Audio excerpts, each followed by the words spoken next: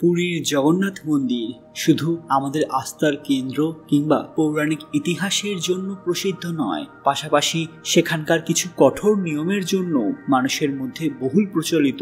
হেমা মালিনী, যিনি শুধুমাত্র একজন জনপ্রিয় অভিনেত্রী নন, বরং ভারতীয় সংসদের একজন বিশিষ্ট সাংসদও, তিনি পুরীর জগন্নাথ মন্দিরে এসেছিলেন এবং সেখানে প্রবেশ করতে গিয়ে তার সাথে ঘটে এক এত বড় ঘটনা যা গোটা বিশ্বকে কাঁপিয়ে দিয়েছে। ঠিক কী ঘটেছে সবটাই জানাবো আজকের ভিডিওতে। তার আগে কমেন্ট বক্সে জয় জগন্নাথ লিখতে ভুলবেন না। সকলকে আমাদের চ্যানেল পুরাণ কথায় স্বাগত। আজকে আপনারা জানবেন জগন্নাথ মন্দিরে গিয়ে কি ঘটল অভিনেত্রীর সঙ্গে। ভিডিওতে এগোনোর আগে সবাই অবশ্যই আমার চ্যানেলটি সাবস্ক্রাইব করে নেবেন। পুরীর শ্রী জগন্নাথ মন্দিরে প্রবেশ করতে গিয়ে সম্প্রতি এক বিব্রতকর পরিস্থিতির সম্মুখীন হন হেমা মালিনী, যা দেশ জুড়ে আলোচনার কেন্দ্রবিন্দু হয়ে ওঠে। একদিকে একজন সাংসদ, পাশাপাশি হিন্দু ধর্মের প্রতি নিবেদিত প্রাণ হিসেবে তার এই তীর্থ দর্শন স্বাভাবিক হলেও মন্দিরের কড়া নিয়ম এবং সেবায়েতদের দৃষ্টিভঙ্গি তাকে বাধা দেয়, যার ফলে মুহূর্তের মধ্যে তা বিতর্কে পরিণত হয়। মন্দিরের প্রবেশের পোশাক সংক্রান্ত এবং নির্দিষ্ট নিয়মাবলীর প্রশ্নেই মূল সমস্যা ছিল, যা হেমা মালিনী এবং তার দল আগে থেকেই হয়তো সম্পূর্ণ জানতেন না। পুরীর জগন্নাথ মন্দিরে একাধিক পুরাতন নিয়ম চলে, যেখানে নারীদের প্রবেশ, বিশেষত মন্দিরের নির্দিষ্ট সময় এবং রীতিনীতির মধ্যে অনেক সময় কঠোরভাবে সীমাবদ্ধ করা হয়। রাজনৈতিক এবং চলচ্চিত্র জগতের মানুষদের সঙ্গে অনেক সময় অতিরিক্ত নিরাপত্তা বা মিডিয়ার ভিড় সৃষ্টি হয়, যা মন্দির প্রশাসনের নিয়মের পরিপন্থী হতে পারে। হেমা মালিনীর মতো একজন জননেত্রী যখন এমন অপ্রীতিকর অভিজ্ঞতার সম্মুখীন হন, তখন শুধু প্রশ্ন ওঠে ধর্মীয় নীতির নয়, বরং ভিআইপি সংস্কৃতি বনাম পুরাতন তীর্থ নিয়মের সংঘাত নিয়েও। এই ঘটনা ভারতের তীর্থ সংস্কৃতির বাস্তব দিকগুলো সামনে নিয়ে আসে, যেখানে ভক্তি, নিয়ম এবং রাজনৈতিক অবস্থান সব একসাথে জড়িয়ে থাকে, এবং একটি ছোট ঘটনা অনেক বড় সামাজিক এবং ধর্মীয় আলোচনার সূচনা করতে পারে। পুরী জগন্নাথ মন্দিরের অন্যতম প্রধান এবং বহু যুগ ধরে চলা একটি কঠোর নিয়ম হল শুধুমাত্র হিন্দু ধর্মাবলম্বীরাই মন্দিরের মূল অংশে প্রবেশ করতে পারবেন। কোনো অহিন্দু ব্যক্তি এখানে প্রবেশ করতে পারবেন না, তা তিনি যত বড়ই হন না কেন। এই নিয়ম এতটাই দৃঢ় যে কোনো অহিন্দু, যদি সে ভারতের নাগরিক হন বা বিশ্ববিখ্যাত ব্যক্তি হন, তাকেও প্রবেশ করতে দেওয়া হয় না।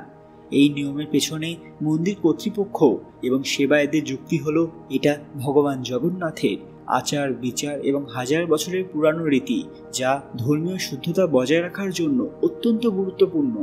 হেমা মালিনী নিজে একজন হিন্দু হলেও রিপোর্ট অনুযায়ী তাকে ঘিরে থাকা নিরাপত্তা কর্মীরা বা সঙ্গীদের মধ্যে কেউ কেউ সম্ভবত অহিন্দু ছিলেন, অথবা তাদের পরিচয় নিয়ে সন্দেহ তৈরি হয়।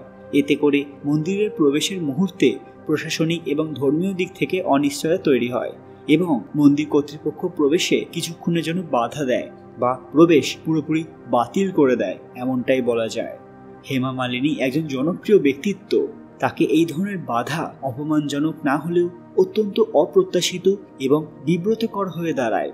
এই ঘটনাটি আরও একবার জাতীয় পর্যায়ে সেই প্রশ্ন তোলে, এই ধরনের ধর্মীয় নিয়ম আধুনিক ভারতে কতটা যুক্তিযুক্ত, বিশেষত যখন একজন হিন্দু নারী, যিনি সংস্কৃতি এবং ভক্তিতে নিবেদিত, তাকেও প্রোটোকলের কারণে বিভ্রান্তির মুখে পড়তে হয়।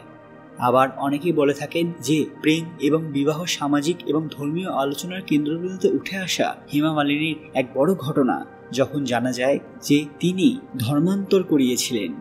পরবর্তীকালে তার পক্ষ থেকে জানানো হয় যে এই রূপান্তর প্রকৃত ধর্ম পরিবর্তনের উদ্দেশ্য নয়, বরং সামাজিক এবং আইনগত পরিস্থিতি সামাল দেওয়ার কৌশল ছিল।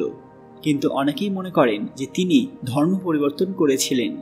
এই ঘটনাটি আসলে সেই সময়ে সামাজিক বিধিনিষেধ এবং আইনগত সংকটের একটি প্রতিফলন, যেখানে ব্যক্তিগত সম্পর্কের স্থায়িত্ব রক্ষার জন্য কখনো কখনো এমন পথ বেছে নিতে হয় যা ধর্ম নয়, বরং বাস্তব পরিস্থিতির দাবি থেকে উদ্ভূত। আজও তিনি আধ্যাত্মিক বিশ্বাসে অটুট রয়েছেন, এবং সেই কারণে তার তীর্থ দর্শনে কোনো প্রশ্ন ওঠা অনেকের কাছেই অপ্রাসঙ্গিক বলে মনে হয়েছে। বন্ধুরা, এ বিষয়ে আপনাদের মতামত কি? জগন্নাথ মন্দির তাকে আটকে সঠিক কাজ করেছে নাকি ভুল? আপনাদের মূল্যবান মতামত কমেন্ট বক্সে অবশ্যই জানাবেন। আজকের ভিডিওটি লাইক করবেন এবং শেয়ার করে সবাইকে দেখার সুযোগ করে দেবেন। তার আগে কমেন্ট বক্সে জয় জগন্নাথ লিখতে ভুলবেন না। আরও এরকম দরকারি আপডেট পেতে পুরান কথা অফিসিয়াল চ্যানেলটি মনে করে সাবস্ক্রাইব করে নেবেন। খুব তাড়াতাড়ি ফিরে আসবো একটি দরকারি ভিডিও নিয়ে, ততক্ষণ আপনারা এই ভিডিওগুলি দেখতে পারেন। ধন্যবাদ।